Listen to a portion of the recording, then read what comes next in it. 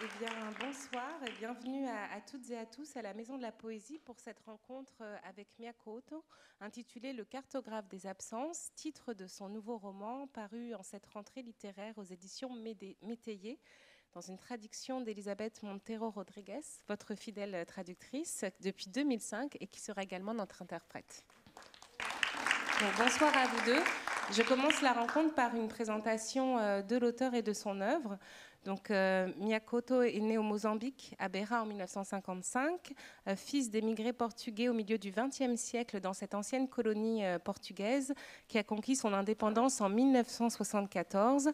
Son père, Fernando Couto, était journaliste et poète. Lui-même a commencé à écrire de la poésie à l'âge de 14 ans. Après 3 années d'études de médecine, il est devenu journaliste et directeur de presse. Et puis, après un premier recueil de poèmes, eh bien, il est retourné à des études de biologie qui l'ont mené à être enseignant d'écologie à l'université de Maputo. Mais pendant toutes ces années-là, il a écrit une œuvre très riche et traduite dans plus de 30 pays, qui a reçu de nombreux prix, dont le prestigieux prix Camões. Des poèmes, des contes, des chroniques et des romans, pour en citer quelques-uns traduits en France. Terre somnambule, c'était aux éditions Albin Michel. Le dernier vol du flamand, c'était aux éditions Chandaigne, et puis aux éditions Métayer, L'accordeur des silences et la trilogie Les sables de l'empereur. Et puis, pour citer aussi ses contes illustrés pour la jeunesse, vient de paraître aux éditions Projectile un conte qui s'appelle La cour des ombres. Alors, l'œuvre de Miyako Ōto est tout entière consacrée au Mozambique, son histoire, constamment menacée d'oubli et de silence, son histoire avant et après la colonisation. C'est les ravages de la période coloniale, la répression de la guerre de la libération nationale, les ravages de la guerre civile qui a ensanglanté le pays de 1977 à 1992.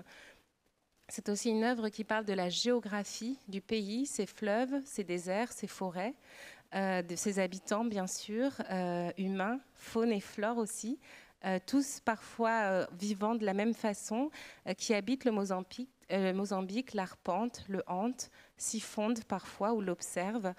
Il est aussi question de météo, de tempêtes, de cyclones, de pluies ébahies, de sécheresse. C'est une terre peuplée de rêves, de songes, de croyances de ses habitants, dont Miyako Ōto s'occupe à restituer au plus près la pensée, les gestes, les coutumes. Cette terre, donc, est la matière même de ses livres. Et pour le dire et l'écrire, eh bien, Miyako Ōto a créé une langue qui n'est qu'à lui. Une langue que l'on reconnaît dès la première ligne de chacun de ses livres. Une langue où la poésie et la poétique et la politique se mêlent et où résonnent toutes les langues du Mozambique, si singulière que la critique l'a baptisée mozambicanisme. Elle est truffée de mozambicanisme. Donc, dans le cartographe des absences, il y a l'histoire d'un journaliste et poète portugais engagé dans la lutte contre la colonisation portugaise, Adriano Santiago, qui a été témoin d'un massacre par l'armée portugaise en 1973. Des années plus tard, en 2019, son fils Diogo vient à Beira. Il est invité à l'université pour une conférence. C'est un poète aussi qui est insomniaque, qui n'arrive plus à écrire une ligne. Et pendant ce temps, eh bien, un cyclone approche de la ville. Diogo est venu voyager vers le centre de son âme, dit-il, vers ce père disparu. Eh bien, pour commencer, une première question. Le cartographe des absences, titre de votre nouveau roman, paraît qualifier ce qui vous occupe avec la littérature, cartographier les absences. Est-ce que c'est cela écrire pour vous? Boa tarde a todos, a todas. Olá, Gladys, prazer por estar aqui consigo.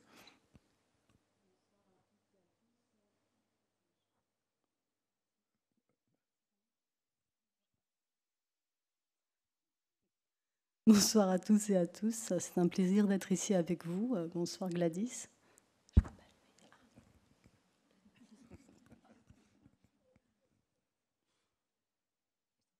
Ok. Pardon. A pergunta era porquê que eu escrevo? A razão de eu escrever era? Sim. É uma boa pergunta porque não sei responder. Então, eu fazer uma cartografia? Sim, no sentido que quando eu começo livro, eu estou à procura daquilo que para mim não é perceptível, não é visível. No fundo, estou à procura dentro de mim mesmo de uma história. Quand je commence un livre, je cherche en moi ce qui n'est pas visible et donc je cherche en moi une histoire. Nunca houve um livro, nestes 30 livros que eu escrevi, nunca houve um livro em que eu soubesse, conhecesse a história. A história vai se revelando, é esse prazer dessa revelação que me move para escrever. Dans aucun des 30 livres que j'ai écrits, je n'ai jamais vu, donc l'histoire n'était pas là au début. Donc l'histoire est apparue, elle s'est révélée peu à peu en écrivant. E por outro lado, também me parece que é importante dar voz e dar rosto e nome àqueles que parece que são invisíveis, que estão ausentes, não? Et donc d'un autre côté, il est important de donner une voix et un visage à ceux qui sont invisibles. E eu só posso ser verdadeiro nessa concessão dessa voz se eu encontrar essas pessoas dentro de mim. Et je ne peux être vrai donc dans la composition de ces voix que si je retrouve ces personnes qui sont à l'intérieur de moi. Qu'est-ce qui vous a donné envie d'écrire ce livre particulièrement qui est, vous l'écrivez dans la préface, librement inspiré de l'histoire de votre père? Inicialmente ele não era para ser essa história do meu pai. Eu viajei para a minha cidade porque me pareceu, num certo momento da minha vida, pareceu que era importante eu fazer esse regresso. Donc au début, c'était pas un livre sur mon père, c'était j'ai décidé de retourner donc dans ma ville, Beira, parce qu'il m'était important pour moi de faire ce retour. No fundo, eu vivi uma condição muito particular, que eu vi nascer o meu país. Eu sou mais velho que o meu país. En fait, je vis une situation très particulière parce que j'ai vu naître mon pays, je suis plus âgée que mon pays. E essa história que o meu país foi escrevendo para si próprio era também muito a minha história. Essa é uma espécie de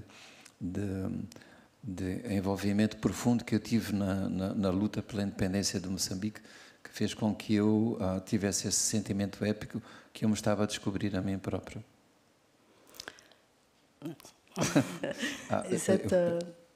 Et donc en fait,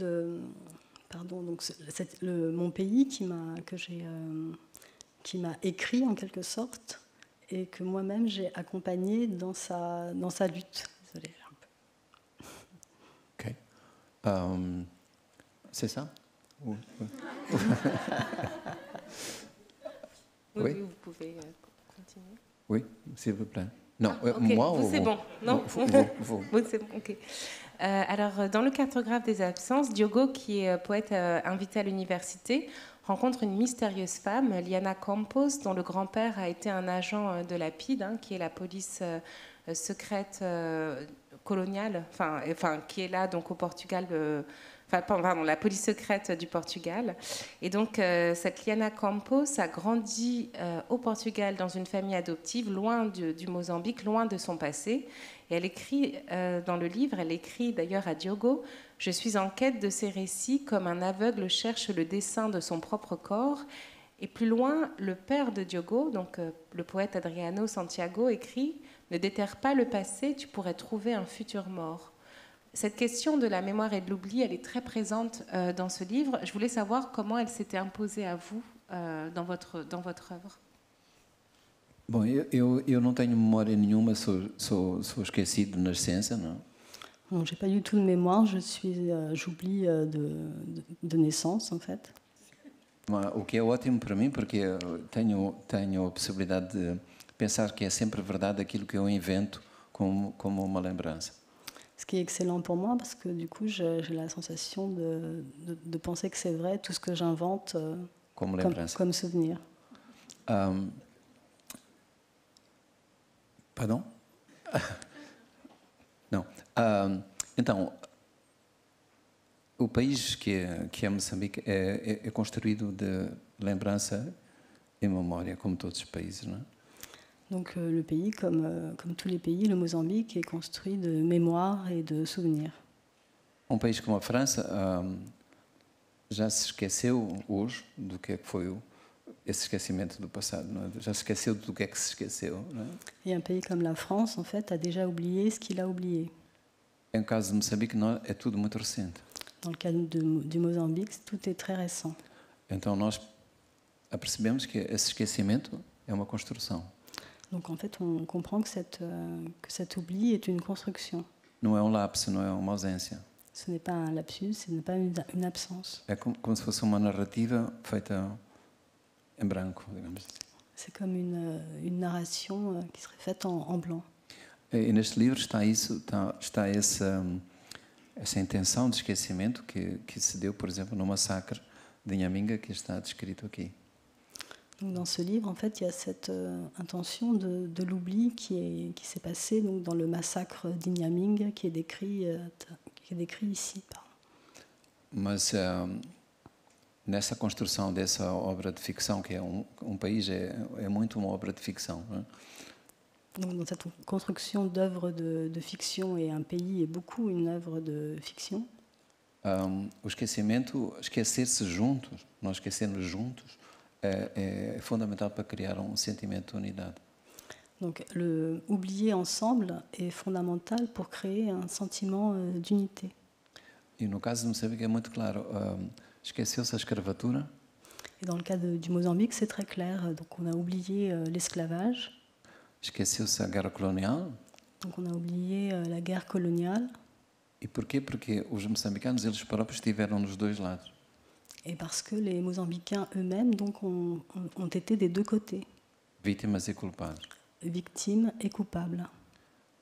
Só para lembrar, na guerra colonial estiveram 60.000 moçambicanos, estiveram combatendo contra a independência do seu próprio país, combatendo junto dos soldados portugueses. Donc, pendant la guerre coloniale, environ 60 000 Mozambicains se sont battus du côté des Portugais. As pessoas não querem se lembrar disso. Les gens ne veulent pas se souvenir de ça. Não querem se lembrar que alguns povos do litoral apoiaram os europeus na colonização, na escravatura, perdão. Donc elle ne veut pas se souvenir non plus que certains peuples du littoral donc, ont appuyé les Portugais dans l'esclavage. E hoje é preciso esquecer que tivemos uma guerra civil que demorou 16 anos. Et aujourd'hui, donc, il faut oublier que nous avons eu une guerre civile qui a duré 16 ans. E que fez 1 milhão de mortos. Et qui a causé 1 million de morts.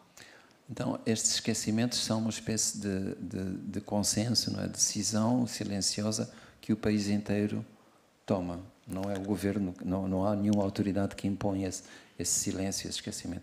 É uma escolha. Donc en fait, cet oubli, en fait, c'est un consensus que le pays prend. En fait, il n'y a pas le gouvernement, une autorité qui impose cet oubli. É por isso que a literatura é importante, porque ela abre uma porta sobre esse esquecimento. C'est pour ça que la littérature est importante, parce qu'elle ouvre une porte sur cet oubli. Porque não é possível esquecer. Parce qu'il est impossible d'oublier. De esquecer mesmo? Oui, sim, pardon. Esse esquecimento é sempre uma mentira. Cet oubli est quoi? É uma mentira. Cet oubli est toujours un mensonge. Alors, on parlait tout à l'heure déterrer la mort, déterrer le passé. Alors, dans une scène du livre qu'on va vous lire, il va y avoir une lecture en français et en portugais. Il y a un poème donc, qui se situe juste après la découverte d'un charnier. Et donc, il y a une sorcière, Manyara, qui va prendre la parole.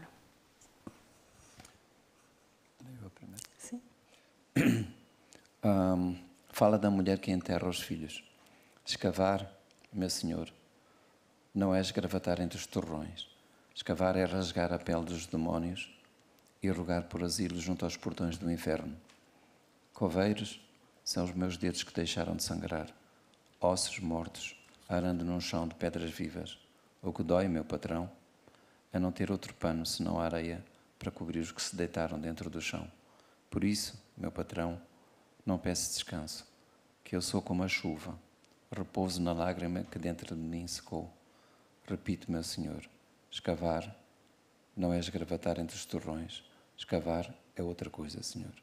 Escavar é como escrever, rasgar a terra e, letra a letra, ascender a um sepultado céu. Parole de la femme qui enterre ses enfants. Creuser, mon Seigneur, ce n'est pas retourner la terre. Creuser, c'est déchirer la peau des démons et implorer l'asile aux portes de l'enfer. Mes doigts fossoyeurs ont cessé de saigner, ces os morts labourant un sol de pierre vivante. Ce qui fait mal, patron, c'est n'avoir d'autre tissu que le sable pour couvrir ceux qui couchent dans le sol. Pour ça, patron, je ne demande pas répit, car je suis comme la pluie et repose dans cette larme en moi asséchée. Je le redis, mon Seigneur, creuser, ce n'est pas retourner la terre, creuser, c'est autre chose, Seigneur. Creuser, c'est comme écrire, déchirer la terre et lettre à lettre, se hisser jusqu'au ciel enseveli. Merci. Alors, votre roman présente toujours, et d'ailleurs on vient de l'entendre dans cet extrait, un événement, une notion, un phénomène climatique, le comportement d'un animal ou la transformation d'un lieu, comme pouvant avoir plusieurs significations. Par exemple, on peut lire « Les nuits de pleine lune, des femmes volantes traversent les cieux et peu à peu se confondent avec les étoiles filantes. Les Portugais croient qu'après leur dernier soupir, les gens montent au firmament. C'est l'inverse. Dans l'obscurité de la nuit, le ciel s'agenouille pour entrer dans nos rêves. C'est alors que nous devenons Dieu. » Ou encore plus loin, on peut lire « En Afrique, il n'y a pas de distance, il n'y a que des profondeurs. » Qu'est-ce qui vous intéresse dans cette idée que le monde contient plusieurs réalités, plusieurs manières de voir et donc plusieurs récits? Bom, eu acho que no mundo há muitos mundos, não é? E há muitos tempos que nós imaginamos que vivemos num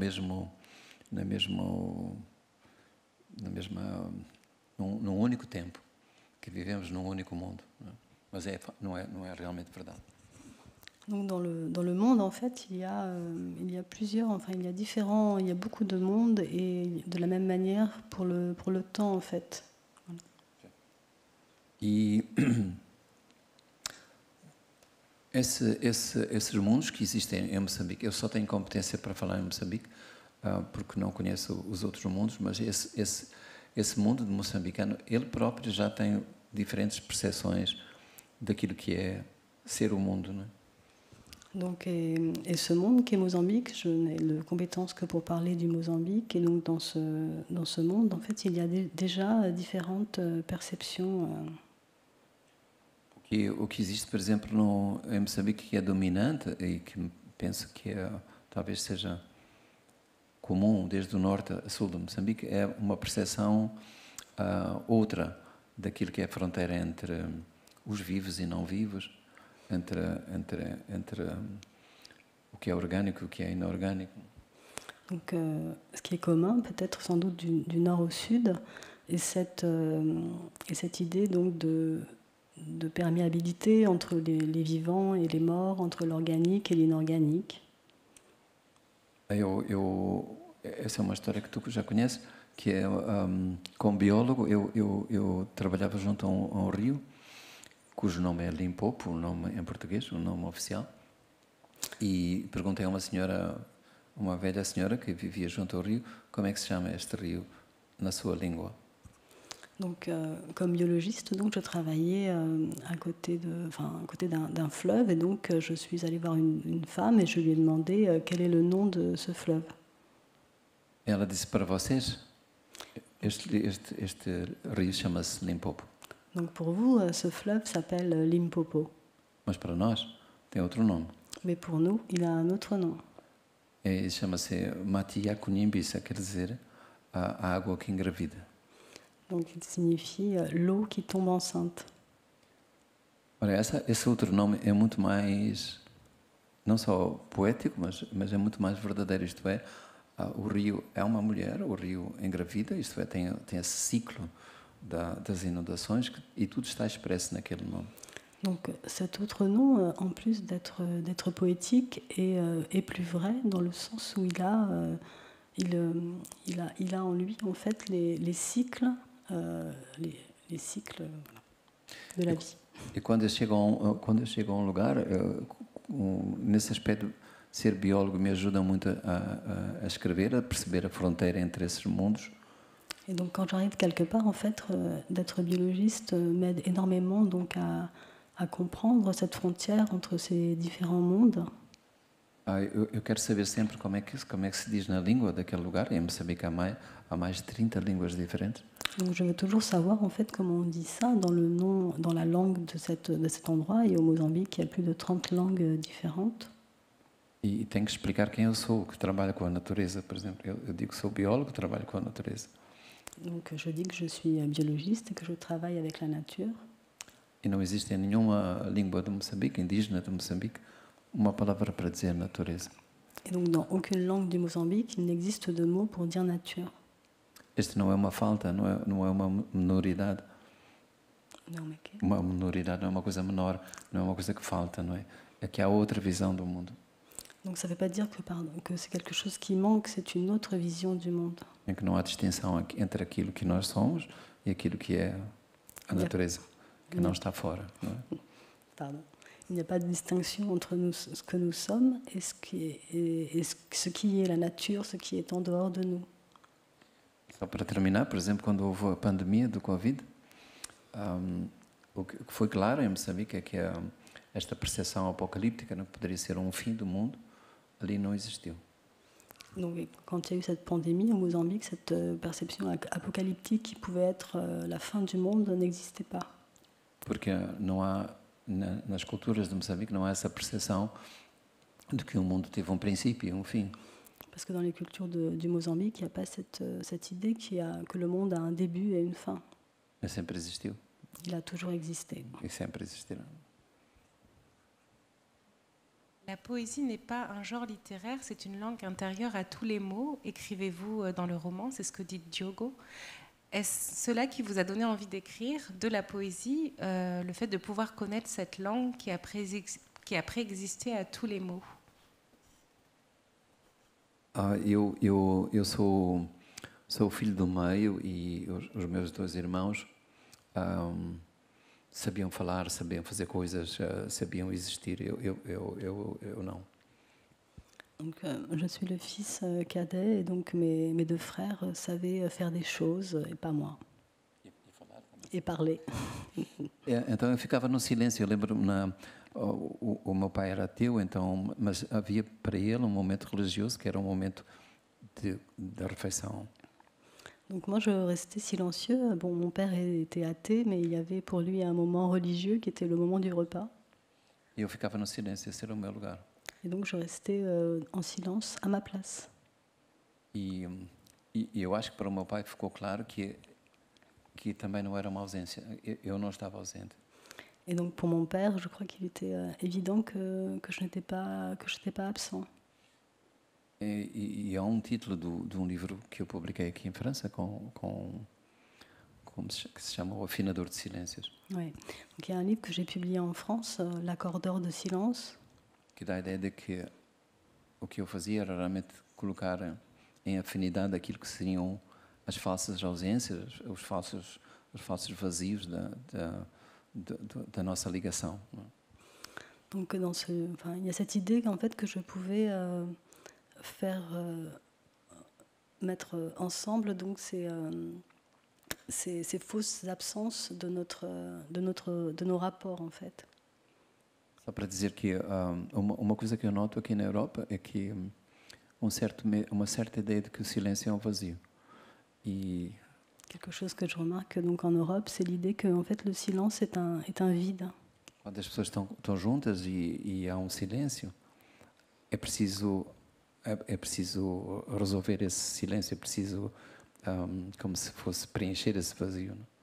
Donc quand on est tous ensemble et qu'il y a un silence, en fait, c'est comme si il fallait qu'on puisse résoudre ce silence et remplir ce vide. Alguém diz qualquer coisa sobre o tempo, ou sobre amanhã vai chover, qualquer coisa, mas é preciso que esse silêncio não continue pesando, não? Donc du coup, quelqu'un parle, je sais pas, du temps qu'il va faire. C'est comme si ce silence pesait toujours. Não é o caso em África, perdão. C'est pas le cas en Afrique. no silêncio há sempre alguém, uma voz que fala. Dans le silence, il y a toujours une voix qui parle. À travers la figure d'Adriano Santiago, donc, qui est le père de Diogo, poète, votre roman sonde le statut du poète, sa manière d'appréhender le monde et la place que le monde lui réserve. C'est souvent tragique quand le poète est harcelé par la police politique, et c'est parfois drôle quand c'est sa femme qui le regarde et qui dit que voilà, son mari ne comprend absolument rien à la vie, il se déplace en verre, il ne sait même pas comment fonctionne la mécanique de son automobile. Et il y a cette phrase, le poète Adriano Santiago était un homme heureux, tellement heureux qu'il ne savait même pas qu'il vivait. Alors, j'avais envie de vous demander, est-ce que l'état d'écrire, le statut de poète, d'être poète, c'est le fait de vivre dans un autre monde, ou en tout cas d'avoir un autre regard sur le monde? Ça m'intéresse particulièrement parce que le monde est en même temps très présent dans votre écriture. Sim, eu acho que o meu pai estava, digamos, eu também escrevi sobre ele que o meu pai era um homem tão bom que nunca tinha razão. Donc, j'ai aussi écrit sur lui parce que mon père était quelqu'un de tellement bon qu'il n'avait jamais raison. Eu acho que ele não estava fora do mundo, ele estava numa outra dimensão do mundo. Donc, je n'étais pas en dehors du monde, j'étais dans une autre dimension du monde. Por exemplo, eu me lembro que eu era criança e era preciso que alguém vigiasse os meus trabalhos de casa, da escola. Não? Donc je me souviens quand j'étais enfant, il fallait que quelqu'un surveille mes devoirs d'école. E a minha mãe enviava-me com o meu pai juntos, eu ia com o meu pai ele trabalhava numa estação de caminho de ferro e ali eu devia fazer os meus deveres de casa. Não? Et donc ma mère m'envoyait avec mon père qui travaillait dans une station de chemin de fer pour faire mes devoirs. E o meu pai, ao contrário do que se podia esperar de qualquer outro pai, ele tinha pressa que eu acabasse os trabalhos e que para ir com ele, para irmos juntos passear ao longo das linhas de caminho de ferro. Et mon père, contrairement à tant d'autres pères, avait hâte que je termine mes devoirs pour qu'on puisse aller se promener le long des voies ferrées. E ao longo dessas linhas de ferro, o que é que ele fazia? Ele apanhava pequenas pedras que tinham um brilho, que caíam dos comboios, não é? Et donc le long des voies ferrées, que faisait-il? Il ramassait des petites pierres qui étaient un peu brillantes, qui étaient tombées. E ali, nessa altura, já estávamos rodeados pela guerra de libertação nacional. Et donc à cette époque-là, on était déjà donc entourés, dans la guerre de libération nationale. E no mundo que se rompia, não é? Que se desagregava. Donc dans un monde en fait qui se brisait et qui se désagrégeait. Estava aquele homem adulto com seu filho procurando pequenas pedras brilhantes no meio das cinzas. Donc il y avait cet homme adulte avec son enfant cherchant des petites pierres brillantes au milieu des cendres. E para mim essa foi talvez a primeira lição de poesia que eu tive, porque se tratava de procurar beleza no meio da poeira, não? Pour moi, c'est peut-être la première leçon de poésie que j'ai reçue, parce qu'en fait, il s'agissait de trouver de la poésie, de la beauté au milieu de la poussière. E ele fazia aquilo como se fosse a coisa mais importante do mundo. Il faisait ça comme si c'était la chose la plus importante du monde. E para mim era uma coisa extraordinária, porque eu via o meu pai como uma criança, cúmplice, a minha cúmplice para eu não fazer os deveres. Et pour moi, c'était extraordinaire parce que moi, je voyais mon père en fait comme un complice pour pas que je fasse mes devoirs. Eu quando chegávamos a casa, a minha mãe perguntava a primeira coisa: fizeste os deveres? E eu quase que não tinha feito nada, não? Et en rentrant à la maison, ma mère me demandait alors, t'as fait tes devoirs? Et moi, j'avais presque rien fait. E ela ia pesquisar, vigiar o que estava dentro de uma sacola que o meu pai trazia e pegava naquelas pedras brilhantes e tirava tudo fora, porque para ela era tudo lixo, não? Et donc elle allait fouiller dans le sac qu'avait mon père, et donc elle prenait tous les petits cailloux et puis elle les jetait parce que pour elle il fallait jeter, c'était des ordures. E ela tinha razão também. Et elle avait raison aussi. Alors, aussi bien Diogo, le fils du poète, que Liana, la petite fille de l'agent de Lapide, portent le poids du passé, des actes qui ont été commis ou subis par leurs aînés. La ville elle-même qui est décrite dans le livre, elle porte les stigmates de ces guerres passées. Je voulais savoir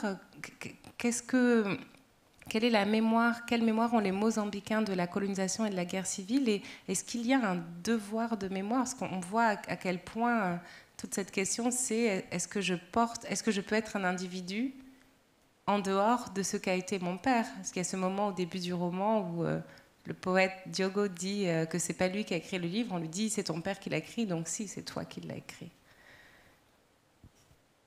Essa memória é uma memória difícil de criar, pela razão que eu já falei, não é? Como um país novo tem que esquecer aquilo que potencialmente pode dividir, não é?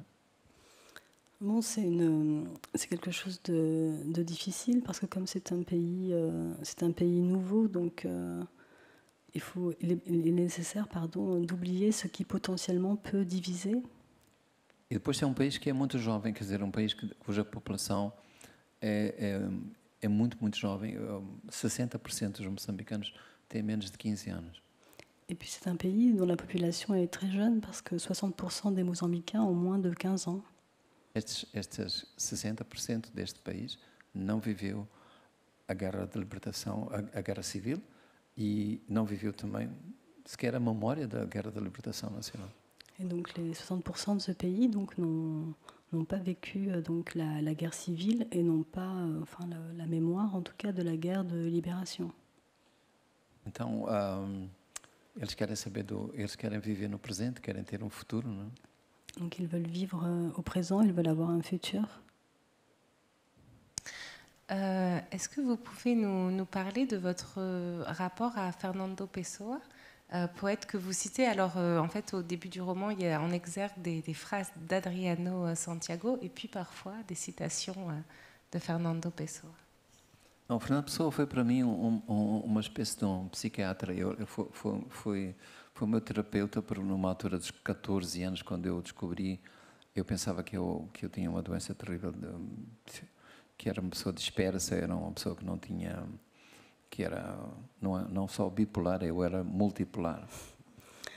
Donc Fernando Pessoa a été mon psychiatre, mon thérapeute. Quand j'avais 14 ans, en fait, j'étais persuadée que j'étais pas seulement bipolaire, mais que j'étais multipolaire.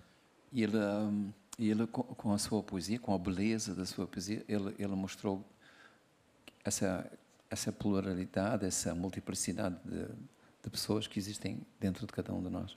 Et donc avec la beauté de sa poésie, donc il a montré cette pluralité de voix et de personnes qui sont à l'intérieur de nous. Eu fui mau aluno em toda a escola. Donc j'étais un très mauvais élève pendant toute ma scolarité. Eu lembro que me sentava numa carteira junto a uma janela. Donc je m'asseyais à une place à côté de la fenêtre. E o que eu devo à escola, de facto, é aprender a não estar onde eu estou. Ce que je dois à l'école, en fait, c'est d'apprendre à ne pas être où je suis.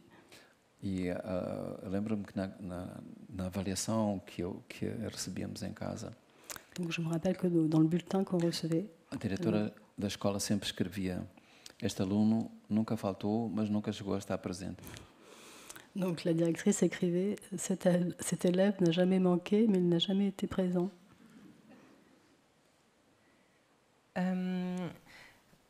Est-ce que vous faites une distinction entre... donc là, on a parlé de poésie, on a parlé de vos romans, vous écrivez aussi des contes, des chroniques, des récits. Est-ce que pour vous, il y a une distinction dans l'écriture? Est-ce que la forme... vous appréhendez un livre différemment, même si vous avez dit que vous ne saviez pas avant ce que ça allait être, mais quelles sont les différences? Par exemple, un conte pour enfants par rapport à un roman, ou un poème par rapport à ce roman qui est en fait gorgé de poésie? Eu acho que começa sempre pela poesia. Eu acho que eu ando sempre com um caderno destes que eu perco no dia seguinte, mas as ideias que eu tenho nascem sempre sobre o formato da poesia. Eu sou um poeta, de facto, e depois faço de conta que sou um ficcionista. Donc en fait, au début, il y a toujours, c'est toujours la poésie. Donc j'ai toujours un petit carnet comme ça que je perds tout de suite après. Et je crois qu'en fait, je suis vraiment un poète avant d'être un romancier.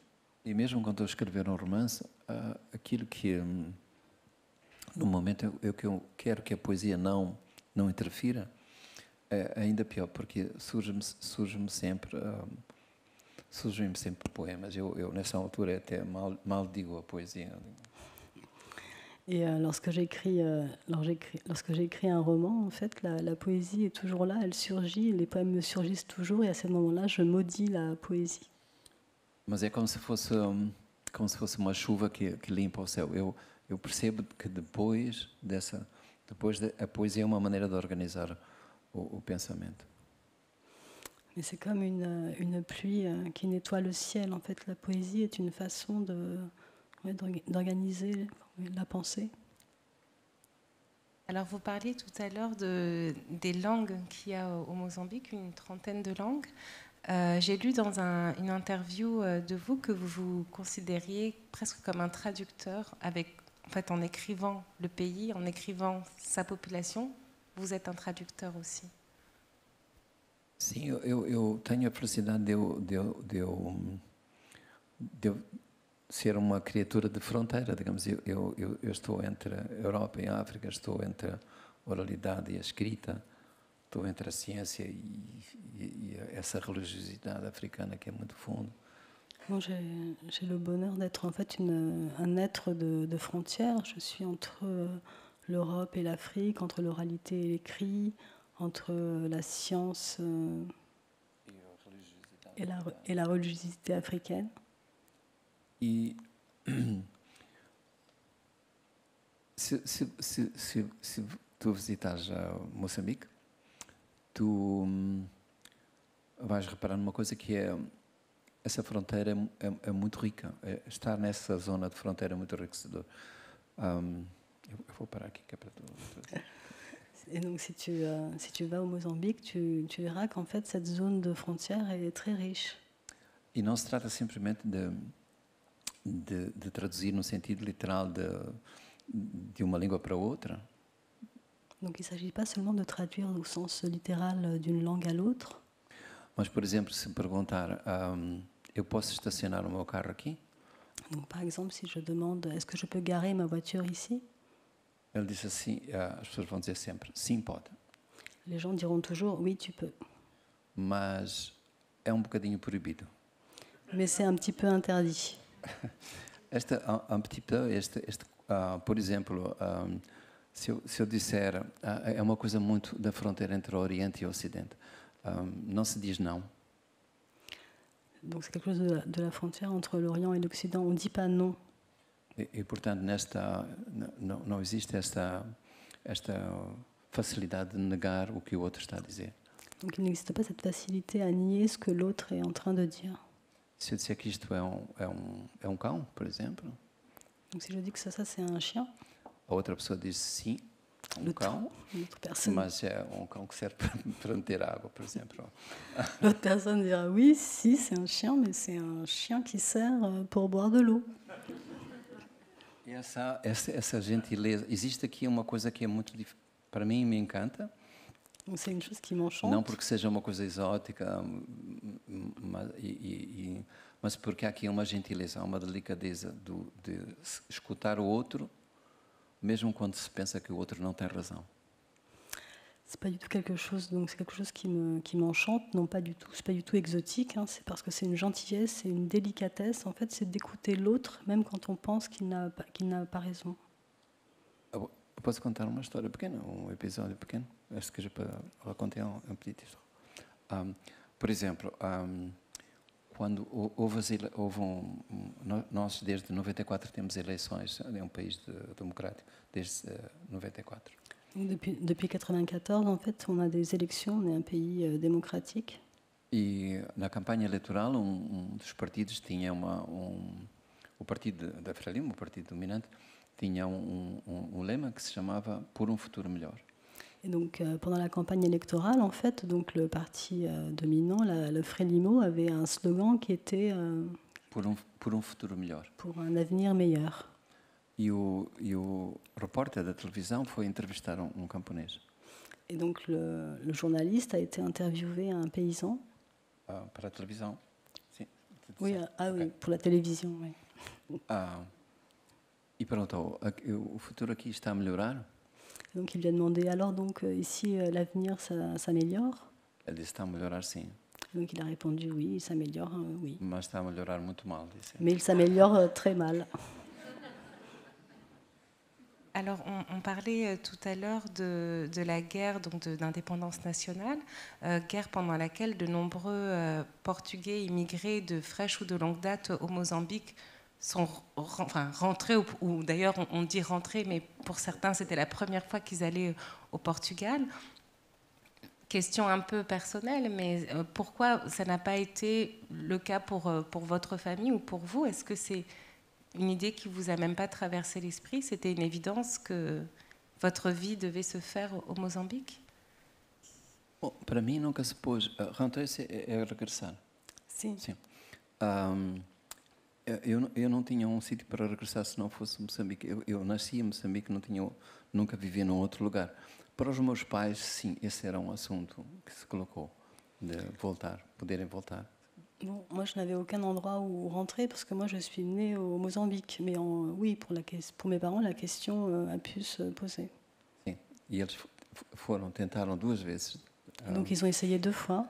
E voltaram para Moçambique outra vez. Et ils sont revenus au Mozambique.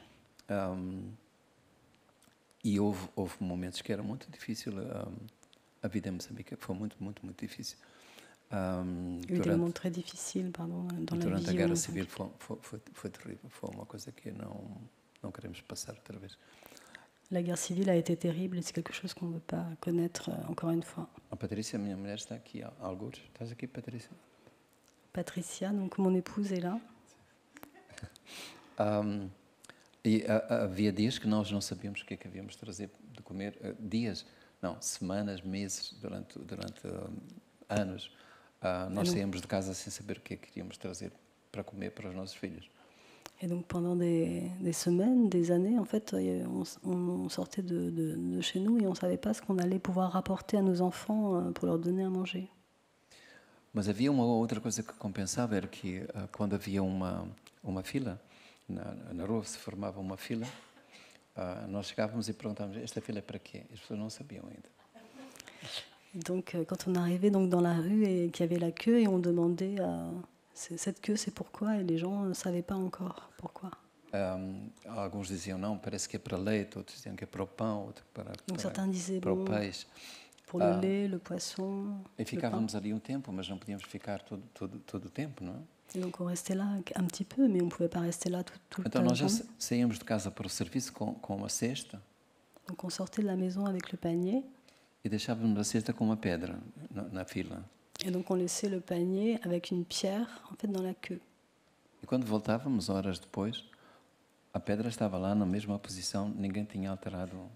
Et donc quand on y retournait des heures plus tard, en fait la pierre était toujours là et personne n'avait changé le panier de place. Quer dizer, no meio dessa miséria havia respeito por aquilo que era o outro, não é? Que depois, mesmo quando agora que temos alguma abundância, não temos guerra mais, aliás, mentira, temos guerra no norte de Moçambique, mas não em Maputo, esse respeito deixou de existir. Quer dizer que nem sempre a miséria moral vem da miséria material, não? Donc en fait, donc à cette époque-là, en fait, il y avait un respect même au milieu de toute cette misère. Quer dizer que nem sempre, agora já não aconteceria a mesma coisa, não é? Aujourd'hui, ce ne serait plus pareil en fait. La même chose ne se reproduirait plus. Quer dizer que nem sempre a miséria moral vem dessa miséria material. La misère morale ne vient pas toujours de la misère matérielle. Cette rencontre, je voulais vous poser une question par rapport à Chasseurs d'éléphants invisibles, qui est un recueil de nouvelles traduite par Elisabeth Montero Rodriguez qui va paraître en janvier aux éditions Chandaigne. Et la première nouvelle de ce recueil, qui s'appelle Un gentil voleur, décrit l'irruption chez un vieil homme d'un agent de la santé masqué avec aussi des surchaussures, qu'il informe qu'une nouvelle maladie se propage. Et donc, je voulais savoir si cette nouvelle avait un rapport avec la pandémie et qu'est-ce qu'elle vous a inspiré. Bon, vous nous parliez tout à l'heure de l'irréalité de la pandémie au Mozambique, mais vous, personnellement, comment avez-vous traversé cette période? Bom, eu faço parte ainda hoje de uma comissão científica que apoia o governo no combate à pandemia. Bon, aujourd'hui encore, je fais partie donc d'une commission qui qui conseille le gouvernement en fait dans la lutte contre la maladie. Eu não sei o que é que eu estou a fazer naquela comissão, porque eu não tenho competência nenhuma particular, mas provavelmente o que o governo quis foi criar uma comissão com sensibilidades diferentes que não fossem só científicas. Donc je ne sais pas très bien ce que je fais dans cette commission parce que je n'ai pas de compétences particulières, mais sans doute que le gouvernement donc, a voulu réunir des personnes avec des sensibilités différentes.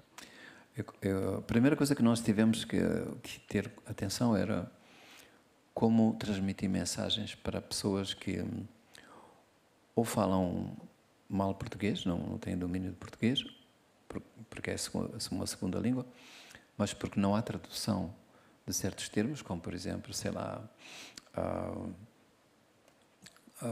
vírus, por exemplo, que é como se traduz vírus naquelas línguas, quarentena.